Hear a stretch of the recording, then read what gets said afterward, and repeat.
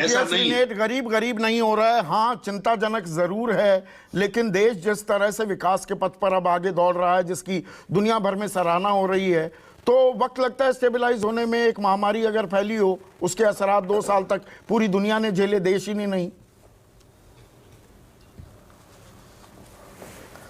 सबसे पहले तो मैं ये बता दूं कि ये सिर्फ महामारी की रिपोर्ट नहीं है, ये रिपोर्ट एक कॉम्प्रिहेंसिव रिपोर्ट है और 2 समस्याएं हैं इसमें।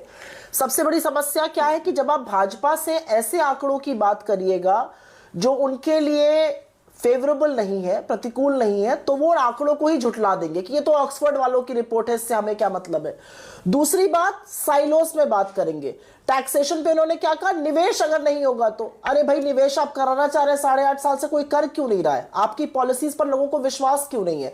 आपने कॉर्पोरेट टैक्स काटा, कितने लोगों ने निवेश किया? लोग देश छोड़ के क्यों जा रहे हैं, हाई नेटवर्थ इंडिविजुअल्स? इन सब बातों पर चर्चा नहीं करेंगे। लेकिन मुझे ऐसा लगता है संदीप जी, जो आपने मूल प्रश्न उठाया है कि 1% देश के लोगों के पास 40.5% संसाधन है, पैसा है, वेल्थ है, और 50% जो सबसे नीचे उनके पास मात्र 3% है। यह अपने आप में दिक्कत तलब और हो जाता है जब यह पता चलता है कि जो बॉटम 50% है, जो सबसे गरीब तबका देश का, जो सबसे गरीब 50% लोग हैं, आधी जो जनसंख्या नीचे है, वो 64% जीएसटी दे रहे हैं, और जो टॉप 10% है वो 3% जीएसटी दे रहे हैं। डीमेरिट टैक्स इसीलिए कहा जाता है कि आटा और रबड़ की चप्पल पर जब टैक्स लगाया जाएगा तो वो कमर अमीर की नहीं, कमर गरीब की तोड़ेगा। आटे पर टैक्स सबसे गरीब आदमी और सबसे अमीर आदमी एक ही जैसा दे रहा है। अब आगे की बात कर लेते हैं। इस रिपोर्ट में एक और बहुत बड़ी बात है जिसकी उतनी चर्चा नहीं हो रही जितनी होनी चाहिए। यह रिपोर्ट कहती है महिला को पुरुष के बनिस्पत 1 रुपया अगर पुरुष को मिलता है, महिला को 63 पैसा मिल रहा है, और अगर कोई दलित है तो उसको 55 पैसा मिल रहा है, और एक सवर्ण को 1 रुपया मिल रहा है। ये भी कहता है कि गांव और ग्रामीण इलाकों में अर्बन के मुकाबले आधी इनकम है। इस सब बारों में चर्चा क्यों नहीं हो रही है? जो रविशंकर प्रसाद जी की आपने बाइट सुनाई, और जब उन्होंने कहा कि फलानी इतनी मैन्युफैक्चरिंग हो रही है, क्या वो ये जवाब दे सकते हैं कि 7 ऑटोमोबाइल कंपनी देश में अपनी फैक्ट्री, अपनी दुकान, अपना बिजनेस बंद करके क्यों चली गई? उसमें जीएम है, फोर्ड है, सैंगयोंग है, हार्ले डेविडसन है, फिएट है, तमामों कंपनीज है।